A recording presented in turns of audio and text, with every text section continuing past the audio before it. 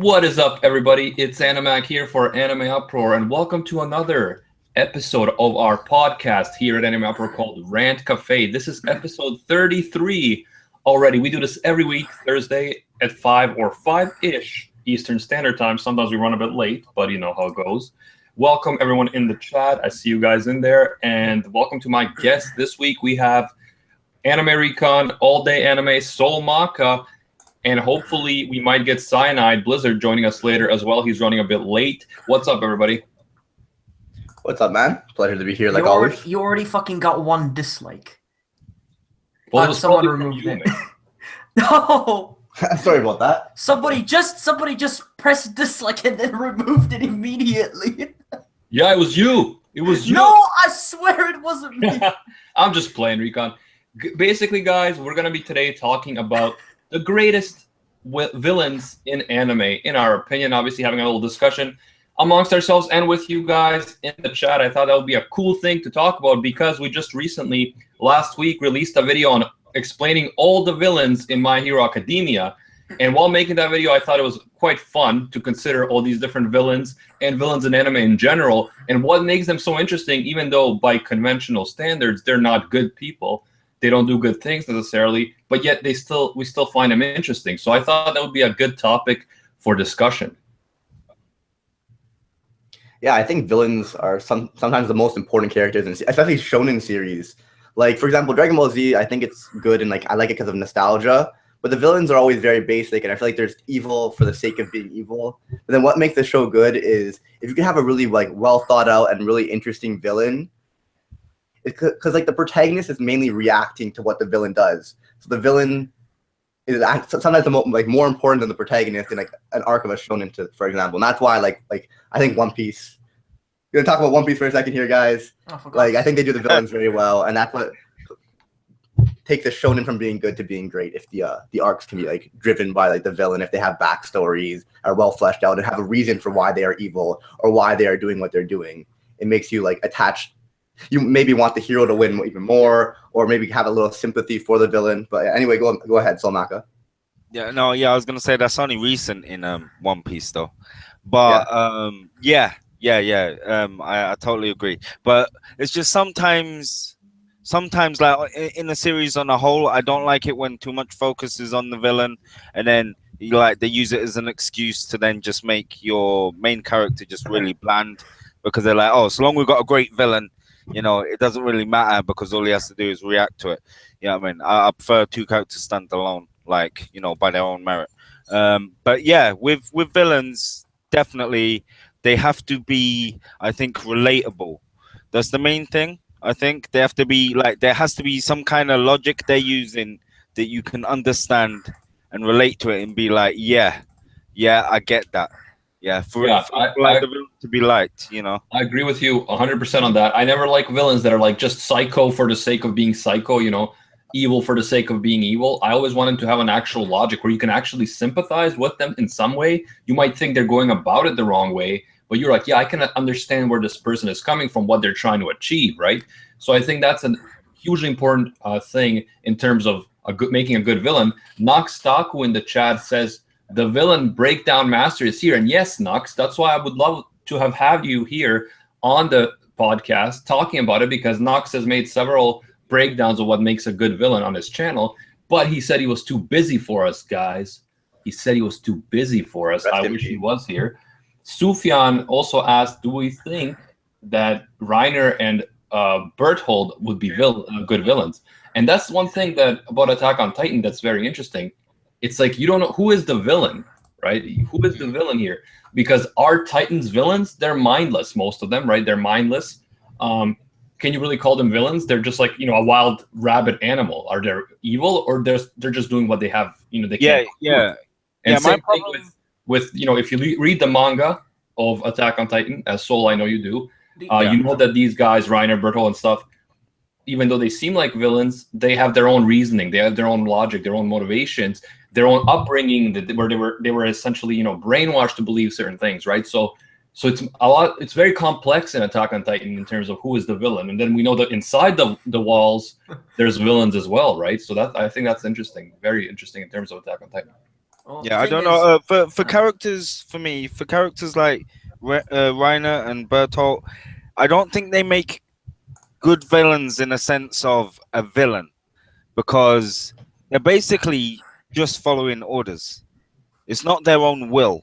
You know what I mean? They don't want to have to do this. They're forced to do this. Yeah, they're not really going off of like their own ideals. You know what I mean? They're just soldiers. When they were there and they were living with them, they started relating to the people that were there. They started liking being around the people that were there.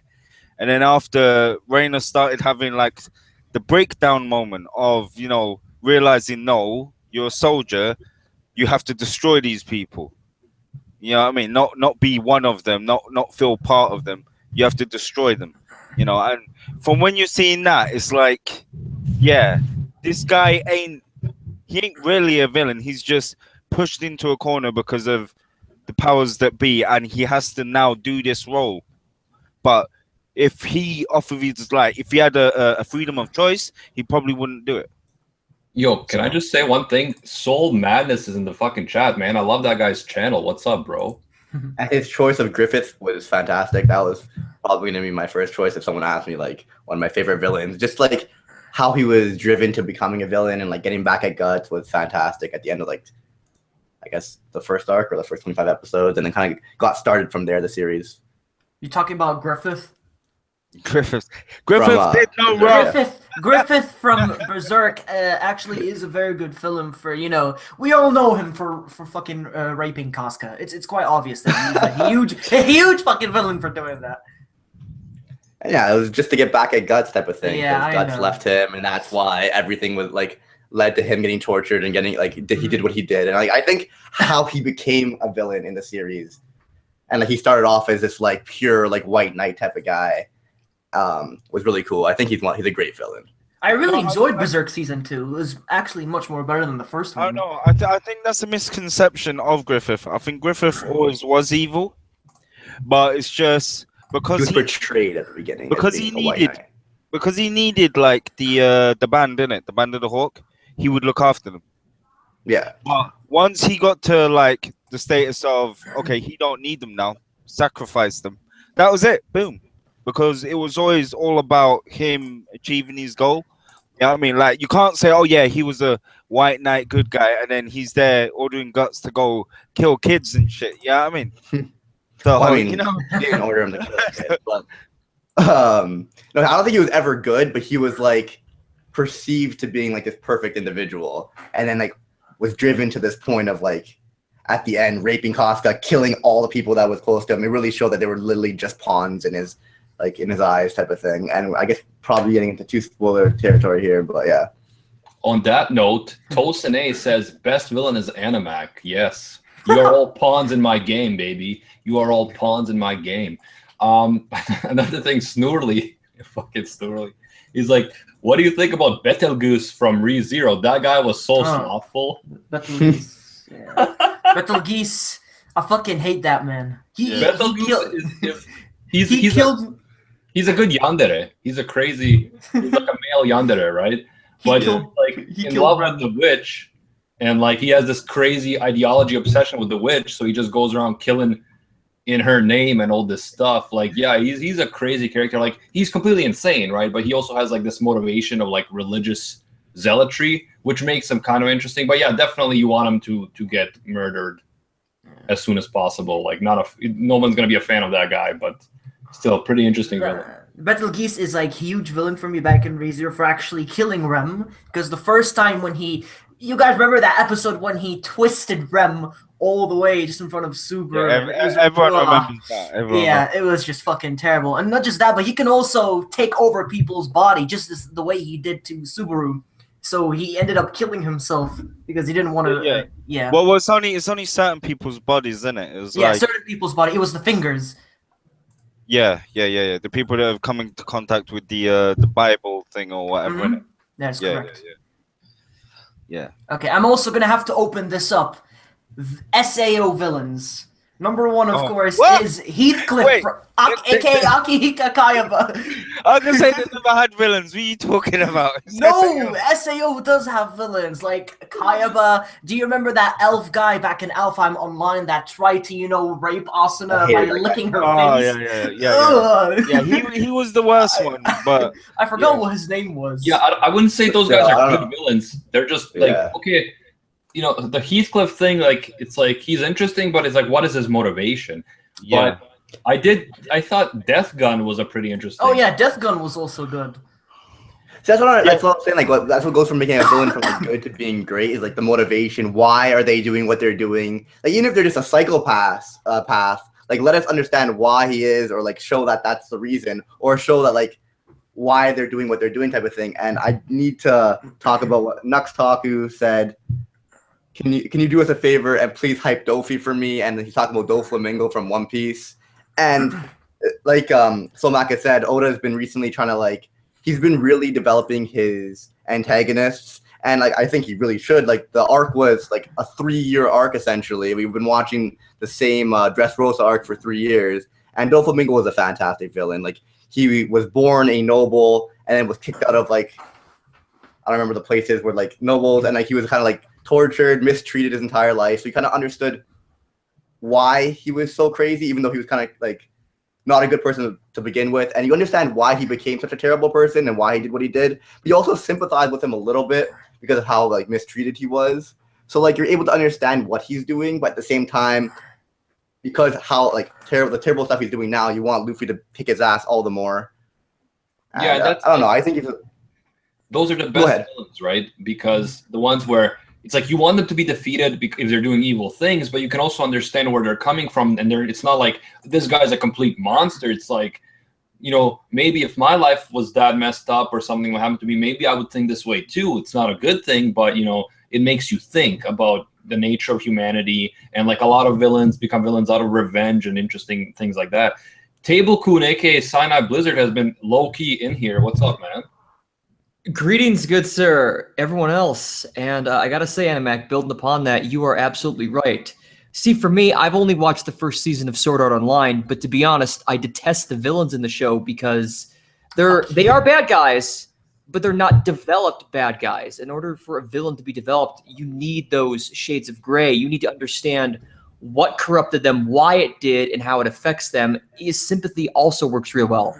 I find that characters like Griffith, or even let's flash over to Trigun for a character like Legolas, his whole objective is to make Vash the Stampede suffer to the point of not necessarily ruining his life, but to more so break him as a person. And we get where he comes from and why he's like that as the story unfolds. And it becomes, you feel for the main character, you feel for the secondary character, and thus the characters become more fleshed out and developed overall. They feel more multidimensional instead of one dimension, which unfortunately is a problem. And Mac, I'm sure you know this as a writer, that a lot of villains run into is they lack that fleshing out, that development. So I'm sure you know about that as well from your own experience. Yeah, and I think it's funny that every time someone says something bad about Sword Art Online, Recon is just like, fuck you. Fuck you, man. Because you guys just trash on the series when it's really good. I mean, but it's not really good, Cyanide, like you said about Kayaba about the villains not being developed. I mean, Kayaba did clearly explain his reasoning for, doing this. It's because he meant SAO, Aincrad, is meant to be like this. The game is supposed to be like this from the very, very beginning, is when people die in the video game, they die in real life. He made this game for a reason, for it to be like this. That's the whole story behind it. Why did he do that, though? But why, though? What reason did he have to commit mass genocide? Well, it's his game, and he decided to do it like this. So that's his reasoning. So just because... It's not genocide, it's just mass murder. Well, yeah. You know what I mean. But yeah, it's... So... It's just mass murder for I want to kill loads of people. People have a reason for why they would commit mass murder, type of thing. Yeah, even if it's as stupid as him just wanting to play in a video game where the stakes are high, at least we understand why he's doing it. Well, that wasn't the reason, I just made it up on the spot. But you want to understand why something as crazy as dying in a game was created. Yeah, I would understand. I would understand if it was something like Makishima Shogo from Psycho Pass, where he believes society is corrupt, that it's going to be destroyed, and like it's destroying itself. So he wants to shock it awake with doing horrible things. So while even you would never agree with what he's doing, you're thinking, well, he kind of has a point in terms of what society is turning into. You know, we're becoming slaves with the whole psychopaths and people being arrested for pre-crimes, essentially. And I think if in SAO that was played up more, where this guy's like, I created this game to show you that modern technology is destroying our humanity and it can destroy our lives and literally kill us. And look, here's how a hacker with enough tech expertise can just kill a bunch of people. Something needs to change. No, he doesn't play that up. His motivation is completely like, what the fuck? And then also, not only that, but people keep playing these games, keep playing these same games where they can die in, they keep playing new ones. See, the thing is, they do something in Dot Hack was a predecessor, and Sword Art Online, when initially came out, earned a lot of comparisons, because the thing is that Dot Hack was structured the same way, except something was happening in the game to where people were going into comas, and it became this big issue, which when it was resolved, the prospect was that, hey, look, this isn't going to happen again. We've solved the issue, but then something else developed. Whereas in this case, as you said, the entire concept of this was built so that would happen. And now we're not saying that Sword Art Online is bad, and people are welcome to like what they want to like. There's plenty of things I can see in there as to why people like it.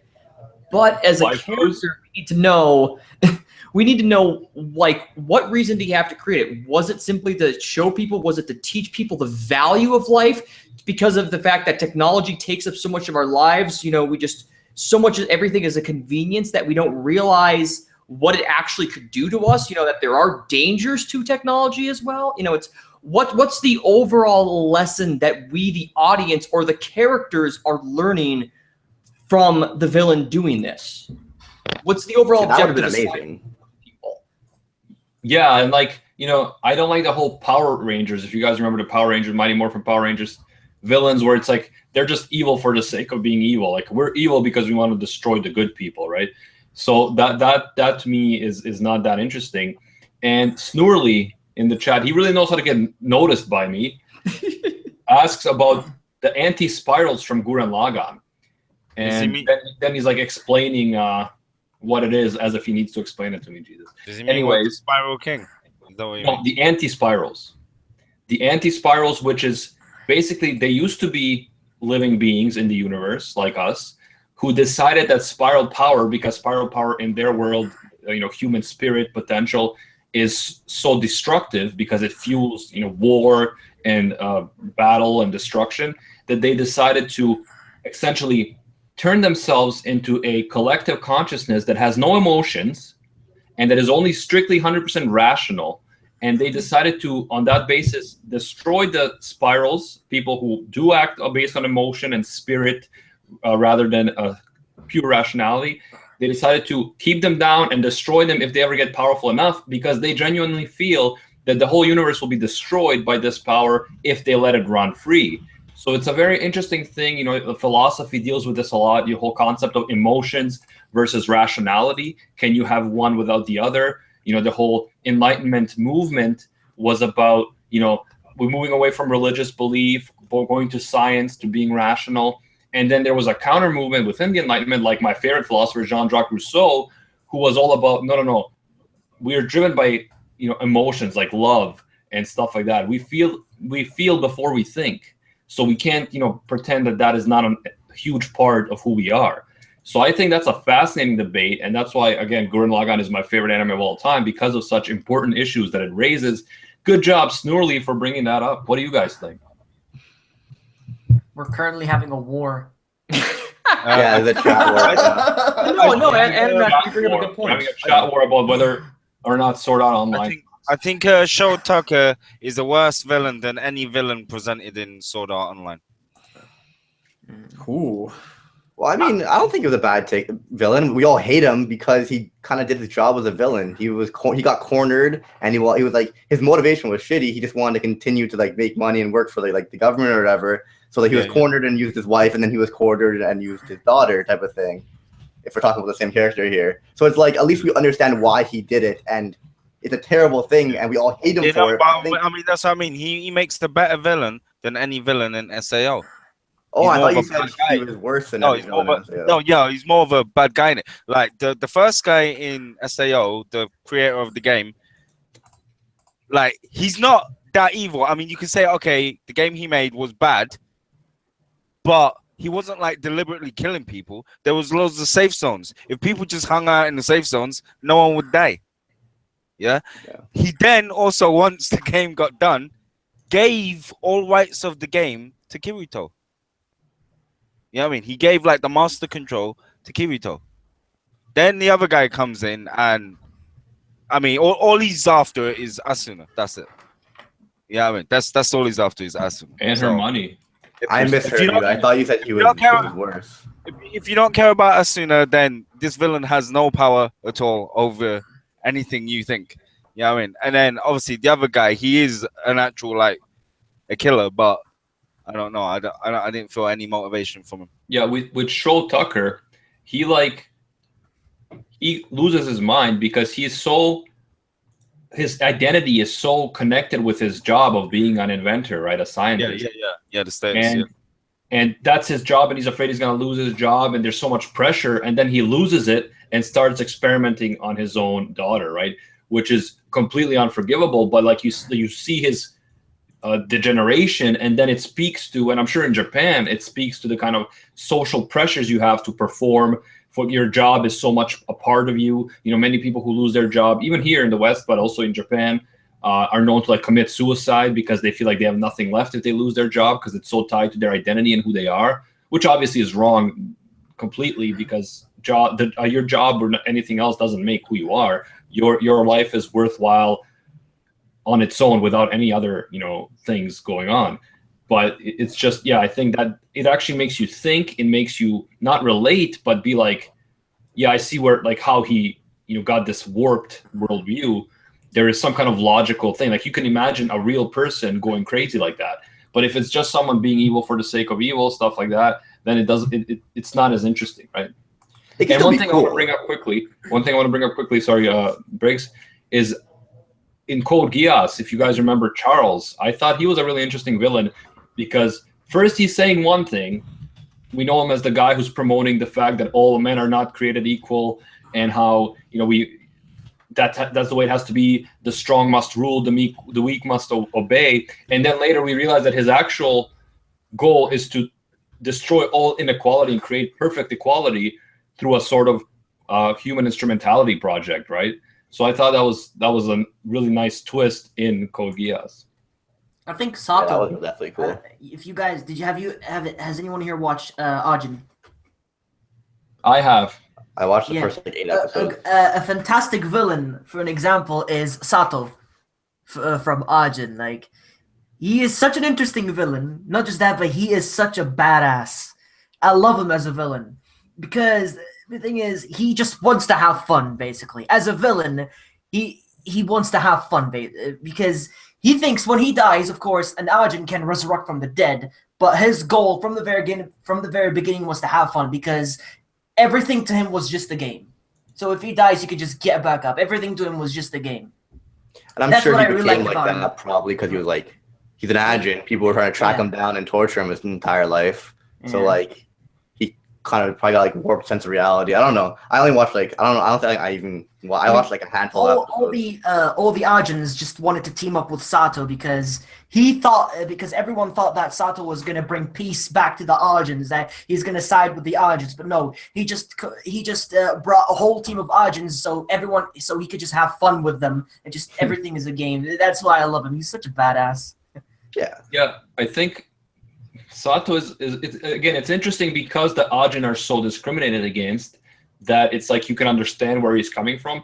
But I just dislike that show personally. The animation is terrible to me, and also I feel like he's just like too much of a psycho for the sake of being psycho. Like you could be Machiavellian and do it in a better way than he's doing it. Like you don't have to do what he's doing to actually get what he wants to do, and that kind of puts me off, right? When someone becomes a villain, you can see their motivation, but then they go too far, almost just to like alienate people more and make more people hate him, it's like you're not helping yourself if you're doing that. If your goal is to actually fight back and become, accepted in society.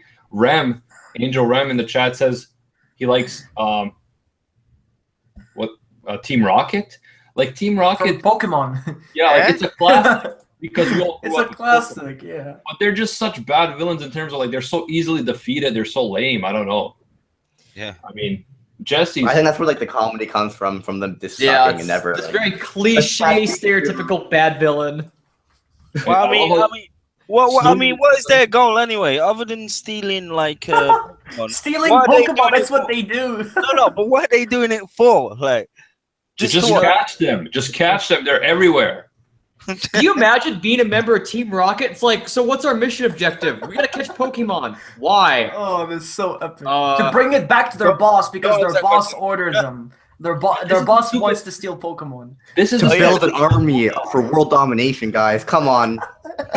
No, but this is the stupid thing about Pokemon. It's so juvenile because in the world of Pokemon, it could be interesting because you could have wars fought with Pokemon, right? You could have armies of Pokemon or Pokemon helping armies fight wars, like different people trying to take the world using over the world using Pokemon, legendary Pokemon being used for that.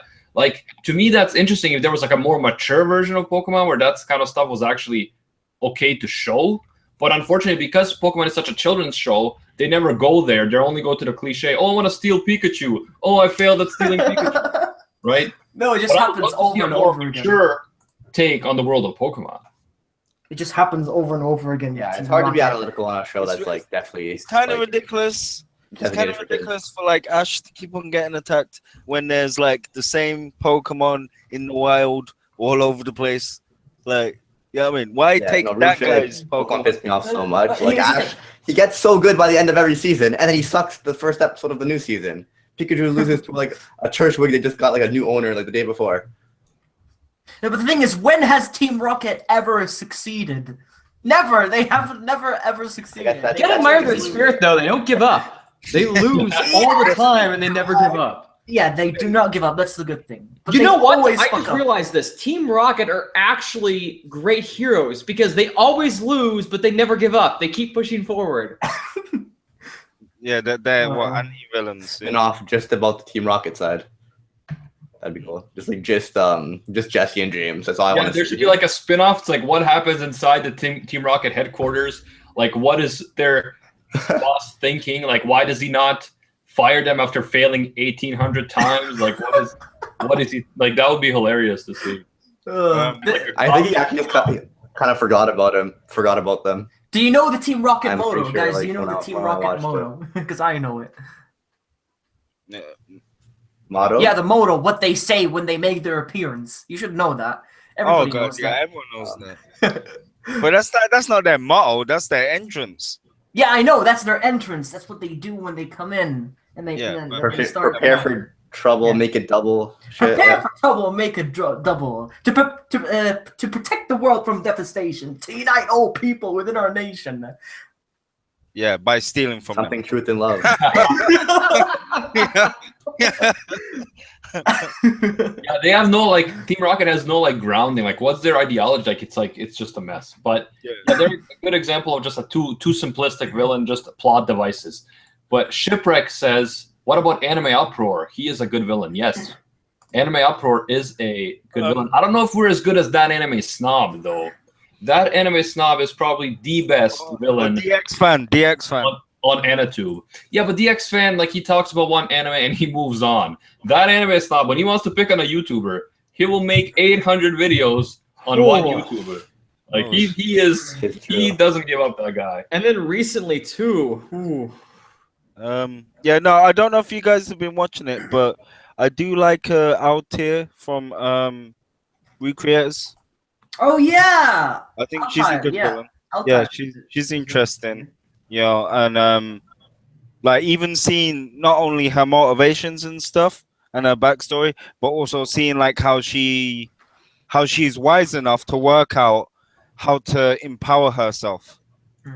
I hate, though, the fact that she actually killed off Magical Slayer Mamika. I didn't really like that.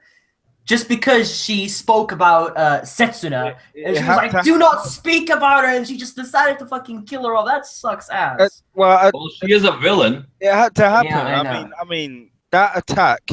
You know, someone had to die in that attack. Come on, yeah. I know someone had to die, but the reason why she killed her because she didn't want her to talk about Setsuna is because of Setsuna's death. Did you watch about Setsuna? And so I'm up to date. Yeah. But it's also that she chose her side, didn't it? She chose to stand against Altair, didn't she? Yes, she did. So she had to. She started to understand the truth. That's why people have been telling the truth about Altair. Yeah. And she said that because Altair was like, oh, well, you've only been written like to be the hero. So why are you doing this hypocrisy? Why are you choosing that path? And she's like, no, yeah, I may have been written to be that way, but now I'm here, I've changed. But with what I'm seeing is going on, I choose to be that person. Yes. You know what I mean? Then she goes on to talk about Tetsuna, then the fight starts and ends, and that's it. Yeah, she's an interesting villain because again, it raises questions about modern society, about technology, about social pressure. What kind of world are we living in? Like when those questions are being raised, I think it's that's what makes a good anime and a good villain. However, guys, I will tell you, I read the manga for Recreators. I know everything that's going to happen, so I won't spoil it for you, but it's crazy. What about Magane, psychotic uniform girl? She's a fucking awesome villain. No, I don't like her. You don't. But she is a villain, though. She is. No. But I mean, that whole thing of she's insane, but why? Yeah, exactly. It's like crazy for crazy sake. Yeah, that's actually true. But why? Because I mean, yeah, it's funny, interesting. The way that she could take something from you or use your own words against you, kind of thing. She could flip the what is it? The laws of something. What's it called? No, but she's a good liar. That's what she does. She likes to lie. To lie, or lie. A lie. What is it? A lie against a lie then becomes the truth, or something like that. Yeah, I mean, yeah, it's weird. Yeah, it's weird. By the way, Lawrence in the chat says Pegasus from Yu-Gi-Oh is not a good villain because he's gay. He's not gay, bro. Do you know the whole motivation for Pegasus and why he does what he does, man? Like, come on. I can't be scared of him. He's gay. Sorry, it doesn't work. he's not even gay. That's not even like that's the point. But shout out to Nana. I see Nana in the chat and Floor. What up, Floor? Someone mentioned Light. A few people mentioned Light Yagami in the chat. And he would be an anti-hero rather than a villain because he is actually the main guy of the show, and he is like you're thinking he's gonna be our hero, our protagonist, but meanwhile he's doing all this crazy stuff. So he's more of a anti-hero. But again, he does have motivations that make sense. He wants to society is corrupt. There's so much wrong. No one else is doing anything. He wants to do something about it. He wants to rid the world of injustice. But then again, the question is, does he go way too far? And that kind of stuff. So that is again a good example of a good anime. But the problem with Light though is he has no justification for that. Like if he was someone like that was bullied in high school and stuff, and he had like a real deep down hatred against injustice, and then that serves as like a foundation to his beliefs, and then he starts doing it, then that's more relatable. But this guy was like top of the class, everyone likes him, not really hated, and he just then decides this. You know what I mean? I think it was because he was like the perfect person. And then he has that whole ego thing, like the ego trip with it as well. And it's like, no. Well, it's sort of like it's a mask where that's just it. He gives off this impression, but that's not who he actually is. And that's sort of, peeling behind the veil type thing. Which, I mean, that's just it. He does. I think he teeters on the line between being a villain and being an anti-hero as well. Because as you said, Sol, you made a very good point there. But like Animac did as well, I made a really good point in regards to that. Those are both things that really need to be considered when you look at the character and you look at his actions and why he's doing those actions. Yeah, and it's like, because his motivation is not bad. Like, his initial motivation is to bring justice to the world, to punish people who do bad things. Because, the law is not punishing them. They're slipping through the cracks.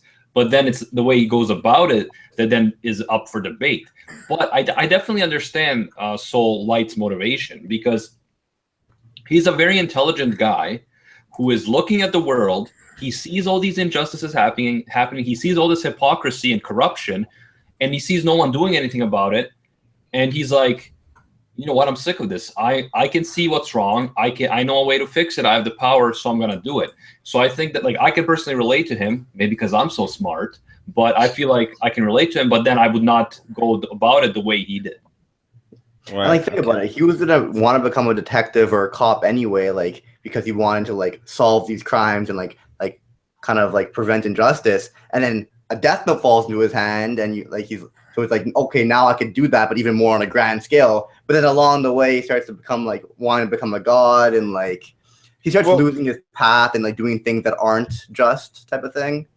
Yeah. I think that's the problem. He ends up like being a serial killer himself, killing all these innocent people that fight for the rights of the normal people to keep them safe. You know, all the police, FBI, and different things like that. You know what I mean? So then it becomes very questionable, like, you know, because he seems more self-serving than self-sacrificing. You know what I mean? Like, he ain't giving up nothing for himself. If you're like killing millions of people or like thousands of people, don't you think you might go a little mad or a little bit power like power crazy type of thing? I feel like it kind of makes sense.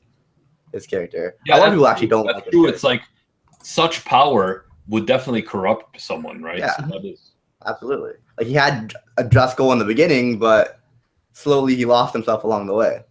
Well, you know, they say the road to hell is paved with good intentions. So, and that's sort of kind of an interesting perspective of that is, you know, how much can you sympathize with the character and understand, and you sort of watch that descent. And then that's, you know, when L is introduced.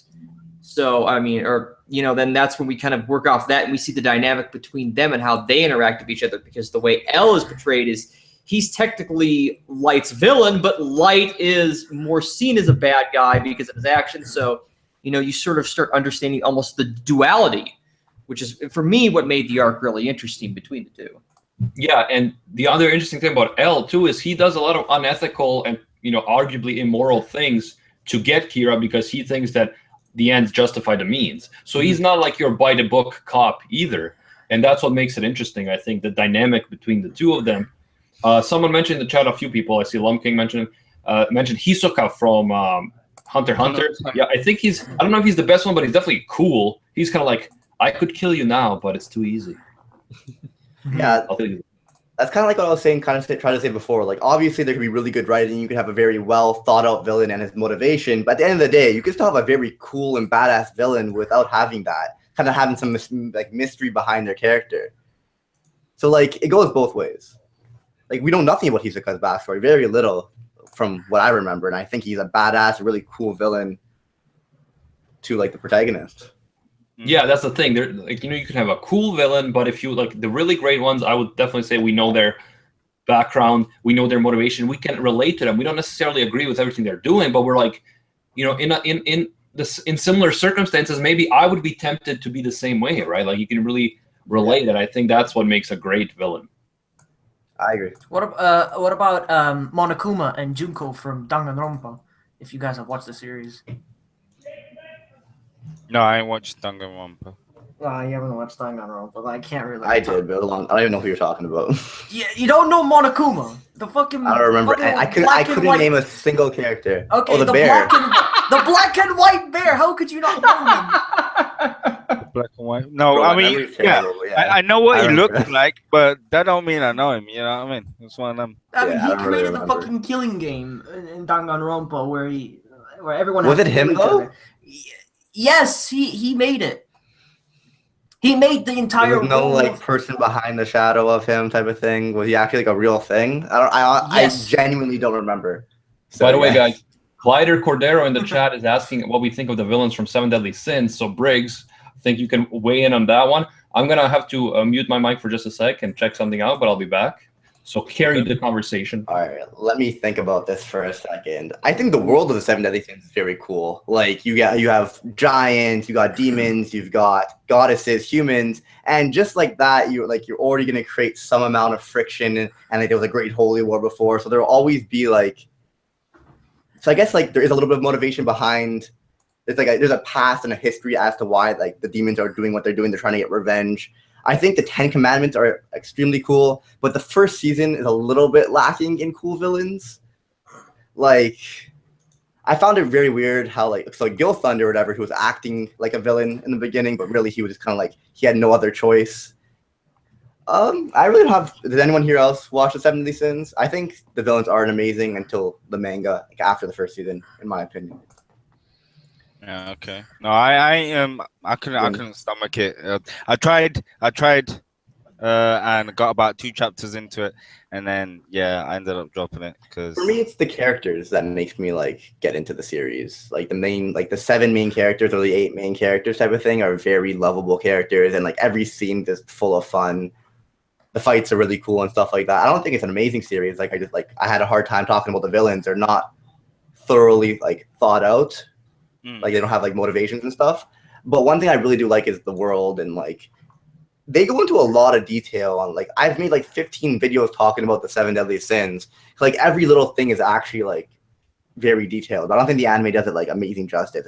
It's got to continue. Yeah. One of the villains I liked in Hunter x Hunter first, I think, what's his name? Is it Illumi? Who? Kaluuya's like older brother or whatever, the one that was like kind of controlling him, forcing him like to kill people and stuff. Illumi? Is it Illumi? Something like that? I don't remember the name, but yeah, I know who you're talking about. Yeah, that's that guy. Like that guy, I found more interesting at first, like in the Hunter x Hunter series, compared to Hisoka. You know, Hisoka is just he's weird, dressed like a clown. You know. But right, I'll give you probably one of the greatest villains that ever lived. And here's a hint. I want you to take a guess. She's a lolly, and she wears a military outfit, and she has blonde hair. I think CyanideBlizzard's got this one. Oh yeah, No. you guys, Yoko Senkai or whatever. It's Tanya from JoJo Senki. She is fucking amazing as a villain. Holy shit, the destruction that she creates. I don't think CyanideBlizzard did the first impressions of that show. I don't know. I didn't watch it. Cyanide, did you do your first impression on the show? Yes. Did you like it? It was terrible. Yeah. What? How dare you? The art was terrible. I couldn't handle that art. That art was so hideous. Then I checked out the manga, and it looks amazing. So I'm sticking with the manga. But no, that's what I've heard is that the light novel and manga were much better. So, but no, the concept is actually really clever. The ideas behind it are good. As a first episode, I thought it was rather lacking. But no, I think that there are definitely elements there to make for a great villain. But in the first episode, a lot of things just came across as almost comically villainous, like it's Team Rocket blasting off again type level. But no, I mean, by no means do I want to say that I thought the show was bad. I only watched one episode. I have no right to judge. So there are people. Now that Animac is back. There are people. Yeah, I'm back. There are people threatening to do horrible things if we don't address JoJo's Bizarre Adventure. So anyone wanna? I haven't watched it. Yeah, it didn't interest me. Sorry. I haven't watched it, so nah. It's on my list. I will get to it. I've heard a lot about one of the villains being like fantastic, and that's why everyone was pissed off that I think someone else got a villain, like a race got the villain of the year for Crunchyroll Awards. Yeah, Dio is the only one I know of. That's about the only one, because in the meme. It was me. Yeah, exactly. Yeah. That's it. What about the Lord of Calamity from Tales of Zestiria? I dropped that real quick. Fuck you, man. How can you drop series made by Ufotable? Come on. I actually love Ufotable, but that was I don't know. I couldn't do it. I couldn't watch it. Like it looked beautiful, but that's all it was. I prefer to play the game rather than I can't believe it. So Briggs, did you want to ask me something about while I was gone? Oh yeah, you just got since you got back, I wanted to ask your opinion on the villain from the 7 Deadly Sins. Yes.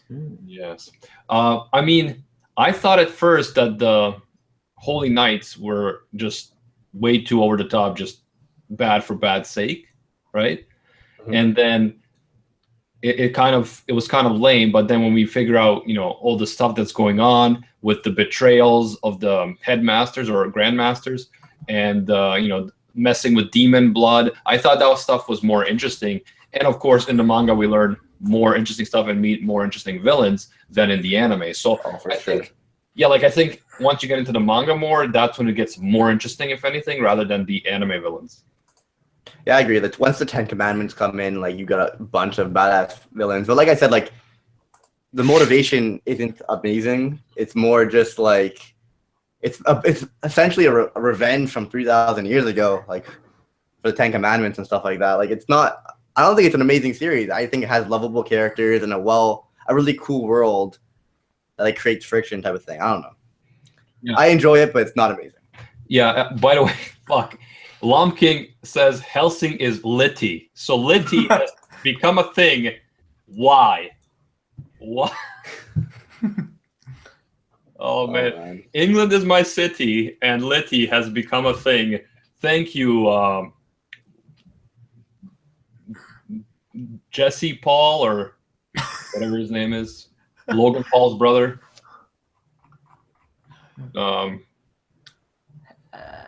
Have you guys watched 91 Days, the anime, the Mafia? No, I haven't, but I've heard good. Yeah. I know Nana likes 91 Days. Yeah, 91 Days was good.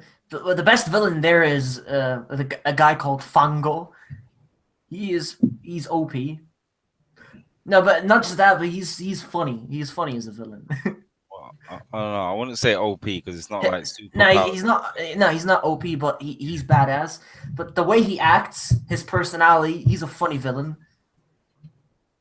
Yeah. I mean, Asani mentioned Fate series, but I mean, for Fate series, really, there's only 2 villains I can think of in Fate series. Yeah, I mean, there's like Gilgamesh. Yeah. And I can never say his name right. Kirigahara or whatever. Yeah, that guy, the priest guy. Yeah, those 2 are the only villains, really. Because, I mean, other than that, it's a war where people just have to fight people. So you can't really call one side a villain because no one side is an antagonist. You know what I mean? Yeah. They're all fighting for the same thing. Yeah, I didn't really care at all for the priest guy. I don't get it. Like, I don't care for him or his motivations. But I think Gilgamesh is a very cool villain because, again, he has this, view that the world, unless you have struggle and suffering, humanity is not going to progress, right? Like people are going to become weak and they're going to be destroyed by, they're going to destroy themselves. They're not going to be able to handle, disease and stuff like that because they're going to become so soft and weak. So again, he's first of all a cool character. So he has the cool factor like Hisoka, right? But then he also has a actual ideology or motivation that makes me think he's pretty intriguing overall. I always found it really cool how he didn't even want the Holy Grail, because, or like at least in one of the shows, he didn't want the Holy Grail, just because like he's the king of kings, king of heroes. He has everything the world can possibly like give. Yeah, it's like everyone else is fighting for it. He's just in it for like the mayhem and to like push his ideology. Yeah, basically. An extremely cool character, and like I said, they don't all really have a huge motivation just because it's a Holy Grail war. They're all fighting for it. Yeah.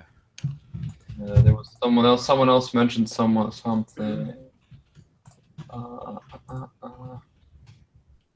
Well, Protector of Mankind asked about Fooly Cooly. I think he spelled it like very French, like Fooly Cooly or something. But yeah, the villain in Fooly Cooly is basically the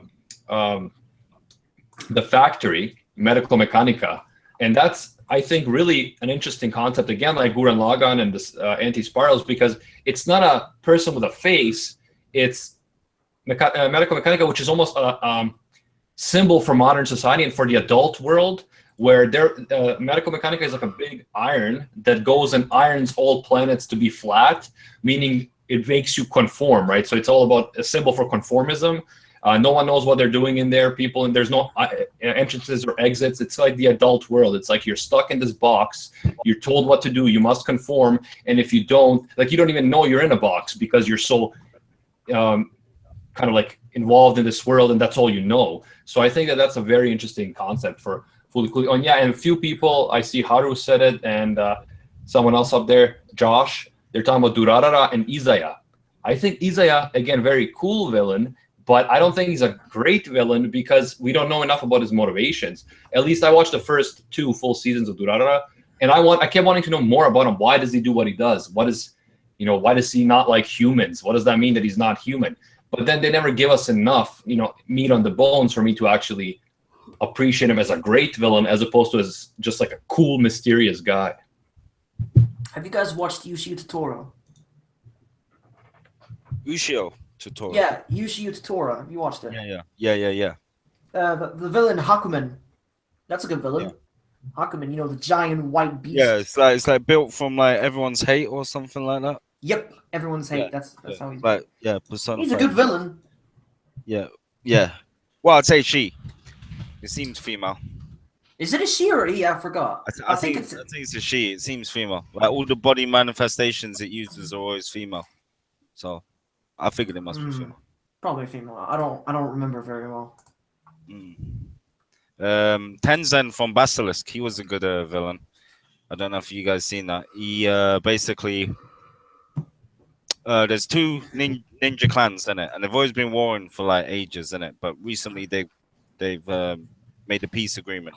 Yeah, the Koga and the Iga, and basically the shogun of that time has his two sons, and he can't make up his mind which one he wants to become like the next in line. So basically he assigns a clan to each son, have them fight to the death, and obviously the winning one, then that means that son assigned to it is the next in line.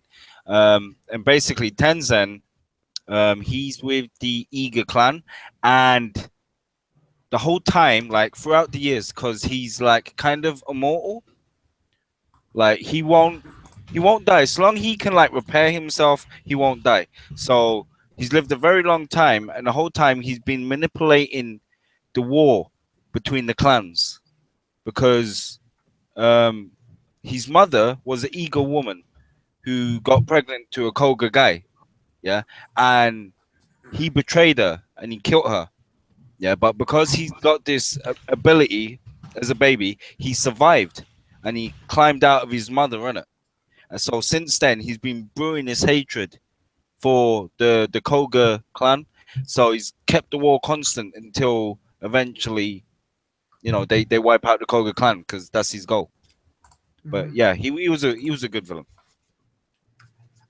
People are talking about Aizen, and I can't believe I forgot about Aizen. I think he is a fantastic antagonist. Especially, like, I don't like to consider anything past the first two arcs canon. Like I try to erase that from my memory. But his first introduction is so badass and so cool. Yeah. I think the problem with those kind of villains is they ultimately end up defeating themselves. Like, yeah, I mean, like, oh yeah, I've done this experiment to create you, and you are the one who's gonna defeat me. Yeah, I mean, yeah. So, that was yeah. Man, like 500 episodes later, and you still have the same villain, and like, oh, apparently master plan. I manipulated everything since your birth with my fucking plan. Oh my god, it was ridiculous. I don't want to talk about that. But his first introduction was fantastic. Like, he starts off, he's like, oh, he looks like the good guy, like someone who's like gonna help the main end, like the protagonist, and like be a good guy. And then, oh shit, he died out of nowhere, and then boom, he's alive actually. And shit, he's the actually antagonist of the entire show. Like, my mind was blown. I think he's extremely badass, and extremely powerful at the beginning. And it made me look forward to watch more, and then I was like kind of let down afterwards. But his introduction was fantastic, and like even his motivation was pretty cool, but they just didn't execute it that great. Yeah. Fucking Bleach. Sounds like your brain trembles, Briggs. Yeah. I'm cheesed. What about? Like, I'm so happy talking about it, but so upset at the same time. What about Hold on. I had a few people talk about stuff, so I want to bring that up. We already did talk about the anti-spirals. So the guy that asked about it, you're late, man. You said you were late, so that's why you didn't hear that part. Also, a lot of people are bringing up like Marvel villains, and other than the fact they're not from anime, I also think that the problem is with comic book villains is like they've switched the comic book storylines and backgrounds around so much that it's like you don't know who the villain is anymore. So it's like if we're talking about, you know, the films, like the Avengers films or something, that's fine. But then there's so many different arcs in the comic books and the different generations where it's like you don't even know. They take the same character, they recycle him and change his background, change everything about him. So that's my one problem with long-running comics is that they do that, and then it's hard to know which one are we looking at, like the new one, the retro one, the different universes, the different arcs. it's a little confusing. And yeah, a few people mentioned Assassination Classroom, and I'm watching that show right now and really enjoying it. Like, as a fun show to watch, not like a masterpiece, but it's really fun and funny. And yeah, I think Koro Sensei is such an interesting villain because by definition he's a villain because of what we learned in the beginning and what his motivations are allegedly. But he's so not a villain. It's not even funny. So that's a really interesting example. I was thinking about that when I was thinking about the theme for today. It's like he is such an interesting anti-villain, I guess. Okay. I haven't seen season 2. I really need to watch it. I want to find out how it ended. Yeah, I'm just in like the second half of season 2 right now. What about Hero Killer Stain from Boku no Hero? I think it's a good villain. He's a very good villain. Like he has his motivations about like society being like the heroes are all about like fame and money now, and like it's not for like the real reason like heroes should be created, like saving people. So yeah, I think he's a fantastic villain in my opinion. Some people don't like him. What about I don't know why. He's really cool too. Tomura as well, facepalm guy from Boku no Hero. Tomura.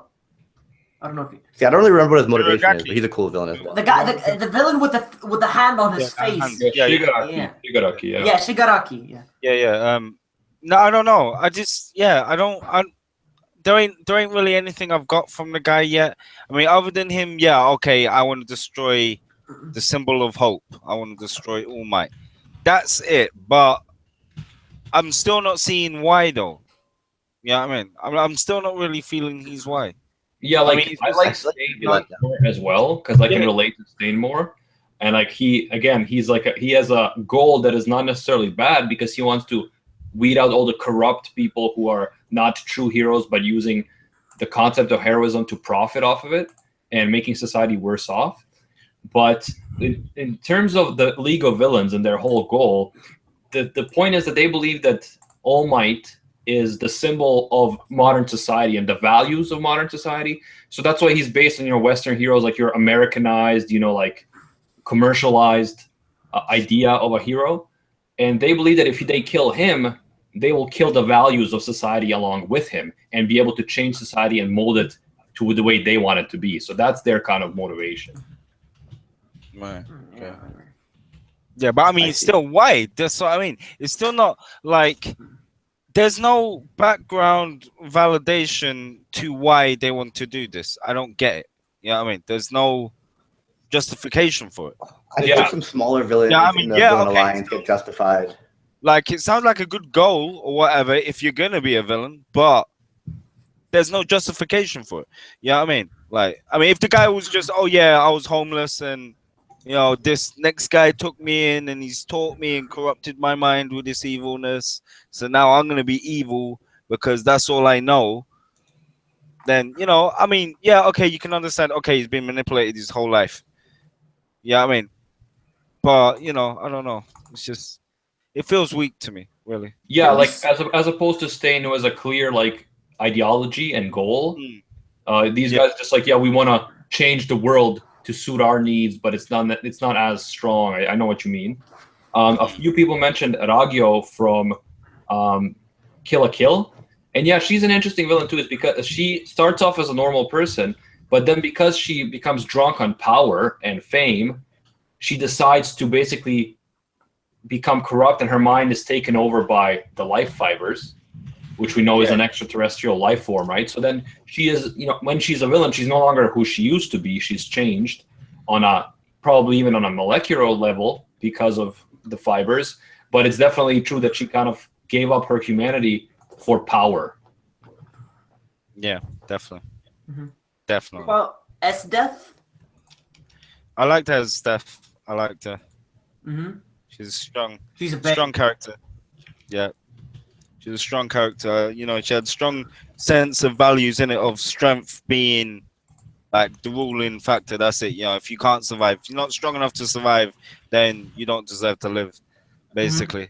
Yeah, it seemed good. Survival of the fittest, kind of Darwinianism. And that would be Gilgamesh's view as well. Yeah, totally. What about Yuno Gasai from Mirai Nikki? I don't know. I wouldn't call her a villain though. But she is a young.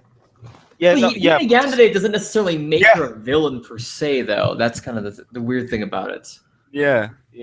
I mean, she's an extreme yandere, but I wouldn't say she's a villain because the whole way through she's assisting Yuki, and Yuki's our protagonist, right?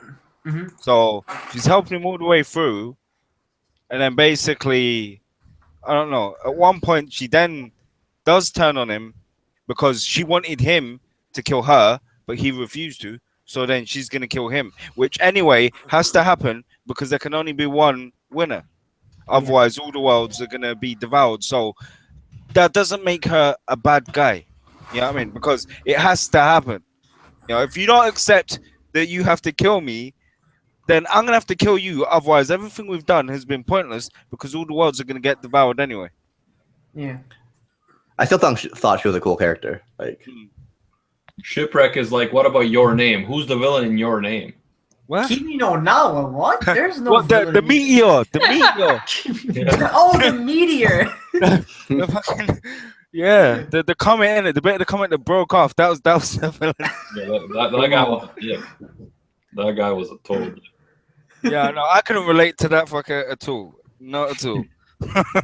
How can you just break off like that? I mean, come on, man. Jeez. Have you guys have you guys watched the Silent Voice, the film? Silent Not Voice, yet. yeah. Not yet. Yeah, I have. The manga's You have better. to watch it. You have to read the manga. The manga's better. It feels very different when you read the manga. There's a lot more going on. Like there's more like subplots, and then there's a lot more like past where it actually ends in the movie. Mhm. Yeah, I mean it goes on further past that as well. So yeah. I recently rewatched an old film called anime film called Galaxy Express 39. Yeah. It's from the 70s, and I thought they had a cool villain as well. It was again one of those like villains have motivations and who is the real villain, and a lot of social commentary. And it like I watched it, and I realized it inspired so much today. Like so much stuff that I know was inspired by that film because I watched it as a kid when I was like 10 and before I even knew what anime was, and I thought it was crazy. I couldn't understand it all, but I was like, man, this is crazy. It was just on TV randomly, and then after rewatching and knowing as much about anime as I do now, I realized how inspiring it was, and it has great music and stuff. It's really cool. And yeah, some anime films have really great villains, like Castle in the Sky, I think, has a really interesting villain as well, and an interesting backstory surrounding, again, the whole concept of humanity and what humanity does if it has too much power and all that stuff, right? What about Kamoshida From what? from Persona? I don't know. I never got into Persona, to be honest. You haven't? Oh. No. I mean, that's what that Danganronpa whatever thing looked like. Because it looked like, that little teddy that's with them. Yeah, Danganronpa is a video game. That's what it looked like. It looked like the same thing, but then like, I don't know, the twisted version or something. Cyanide. What are some of your favorite villains, or perhaps your favorite villain if you know? A lot of that's already been covered here for characters that I really enjoy seeing. I don't necessarily have a favorite one. I've always been partial to anti-heroes, though. But for a good villain, a lot of it dictates what we talk about, and that's what we've mentioned, which is the duality, the shades of gray. It's sometimes black and white can be enjoyable for a story, but it's when you start to blur the lines between good and evil. I think that's truly what can make a very compelling villain, a character that you can not only relate to but can understand, even more so in some cases sympathize with. That to me, that's a character I really get behind and enjoy. Yeah, Colored Squid brought up Ghost in the Shell, and I know in the second movie, I believe it is, of Ghost in the Shell, when that hacker is the villain. I think that was a really cool. I remember them having that philosophical discussion, and then you realize in the first one they had the hacker that was thingy as well. Yeah, like I think in the second one was when the hacker turned out to be an AI or something, right? I think that was the second film. No, I think the second one is the one they tried to put in the movie. In a recent like Hollywood movie. Yeah, but like the second one, I feel like is where the hacker was, where he has a conversation with Motoko, like he's inhabiting like an android body and stuff, and like it's like a deep philosophical conversation that I thought was really interesting, of like what it means to be human, what it means to come into existence, all that stuff. Yeah, well, right, okay. I thought it was the first one. Because then that's when they then talk about we're gonna merge and like create an offspring. And then he was like, yeah, no, what was it? You'll be you and I'll be me, but we'll be different or something. You know? Yeah. Maybe it's the first one. Maybe I'm confusing it, but like for some reason I thought that hacker was in the second film. But yeah, either way, Ghost in the Shell is, again, very interesting. Not a black and white situation at all. It's all about the nuances, and there's a lot of social commentary about modern society and where society is heading. And that always is the most interesting to me as someone who studies philosophy and politics and, you know, how society works. I think that's always really interesting. What about best villain Corey? Who? Corey. All right. How about Johan Libre? Oh yeah, Johan Liebert from Monster. Like I know a lot of people's favorite villain, like of all time. So yeah, a lot of people fantastic. Like, he was twisted, but because of great point. his upbringing and that like neo-Nazi group that is all doing them experiments on him and stuff like that, who he eventually turned on and killed most of them and stuff. But, and then they created a monster. Yeah, literally, yes, they did. Yeah, but yeah, he was an interesting villain. He was good, but it was like you learn, like the whole story basically was him.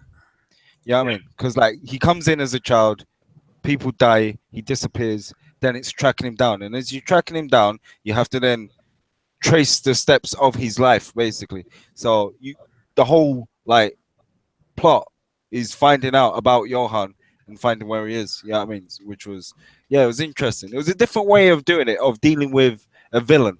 You know what I mean? It was a different way. Yeah. Yeah, absolutely. And someone mentioned Knights of Shidonia or Sidonia. Yeah, and well, they say Shidonia, my friend. Yeah, well, there's you say Mikasa, so you know. Mikasa. That's another situation like Attack on Titan, right? Where it's like you're not necessarily fighting bad guys, you're fighting a different species that doesn't think the way you do. So it's not necessarily that they're evil, it's that they're an existential threat to you. But that doesn't mean that they're specifically evil. It's just like it has to happen because the two can't coexist, or can they? No, right? Well, no, not with. No, I wouldn't say Attack on Titans like that, because I mean they can coexist. Because I mean we saw them, like, you know, they're fine, you know, unless they get injected, you know, then you know they'll turn. But if that don't happen, then they will remain looking human and staying human for like the duration of their life, unless powers pass on to a certain 9 people every so often, and that's it. Yeah, well, they have to pass on because they will always pass. But anyway, without getting into too many Attack on Titan spoilers, I mean, like in terms of being mindless Titans and being like a different species that doesn't think the way you do. You know, the mindless ones were created by Marley, though. Marley created them. No, I know, but I'm saying like without going into that, like thinking of just the world within the walls. Okay. It's like, and you're fighting the Titans. Like Eren, he hates the Titans because he wants revenge, but it's almost like Moby Dick, right? It's like, how do you get revenge on an animal that doesn't think like you do, that's just mindless? Like, can you really get revenge? Like, you can't. So I'm thinking from it in that perspective. But I think we got a great conversation, guys. I think we got to wrap it up slowly because me and Gozan got to finish up work on a big video that we're hoping to drop tomorrow. We're hoping, so we'll see. Before we go, I just want to thank everyone in the chat, obviously, for being here and chilling with us, and go through everyone here and tell them who you are and what you do. And we'll start with Cyanide. My name is Solmaka. I was formerly a viceroy on Anime Uproar's Discord chat. Sadly, I had to step down because I'm just too busy. I am currently working on a very top secret project right now. Can't wait to unveil it someday, but it's going to be big. Okay, I'm done. There you go, guys. I don't say Next. Thanks, Solmaka and other guy. By the way, our Discord is an active Discord, so you can come and chat with us on a daily basis. Link in the description. I think Anbu, good job, Anbu, has been like giving a link to people who were asking for it in the chat as well. Anbu is always on top of things. Let's go to Briggs if he's still here. I see some guy with a tongue sticking out instead of. I am still here, and Nijima, great villain? Not really a villain. I don't even know what he is. Fucking alien. Basically, I am Briggs from the YouTube channel All Day Anime. I turned my camera off because I'm dying of heat here, guys. I just didn't want to. It was too much effort. My computer was overheating. He doesn't want to see us to see him sweating like a pig. Yeah, I took my shirt off, guys. Can't handle. You guys can handle the fan service. Yeah, please, please. It's enough of a sausage fest over here without you taking off your shirt, man. Yeah, I make fact videos and like explain videos, just like interesting things you wouldn't already know about series, or like explaining cool concepts and topics in anime. That's it, I guess. I'm gonna be dropping by Discord. I'm gonna grab something to eat quick, and then I'm gonna go into general chat. So download Discord and come say hi. Oh yeah! Anime Uploads Discord. I see Briggs at the Discord. Shout out to Girl Bro too. I see her, and Shatos is in the chat. Who he just came for the end, I guess. He waited for the Rant Café to start wrapping up, and he's like, "Hey, I'm here, guys. What's new? Anime Recon."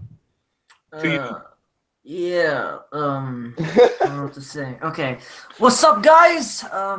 Anime Recon here, I guess, aka Recon no Piku, aka Havoc no Piku. You know what I'm talking about.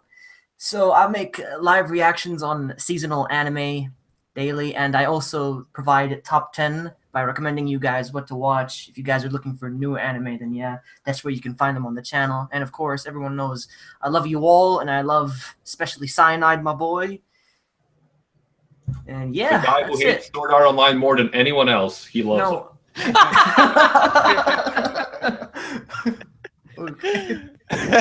Okay. Yeah, thanks, Recon. And Recon makes quality top 10 lists that he doesn't just talk over them. He actually makes an AMV out of them, and they're really, really cool. So check him out. Link in the description. And since Soul Maka didn't say anything about himself, he is a eroge artist that hangs out on our Discord a lot. So if you want to talk to him about eroge, as long as you are of age, appropriate age, then you can join the Discord and talk to him about it. But in private, I don't want to hear about it. I want plausible deniability. Yeah. Just PM me your I don't know, your perverted wants and needs. Yeah. Yeah, there you have it, guys. So yeah, leave a like if you like these streams. We'll be back next week at 5 Eastern Standard Time doing these different topics. If you want to suggest a topic, you can leave it in the comments once this video is loaded. If you leave it in the chat, it's not going to show up, but you can leave it in the comments. And yeah, thanks everyone for joining me, everyone who was here with me on the stream, everyone in the chat. And until next time, see ya, Space Cowboys. I love you all. Shinpaku, bang. I almost forgot. That was horrible.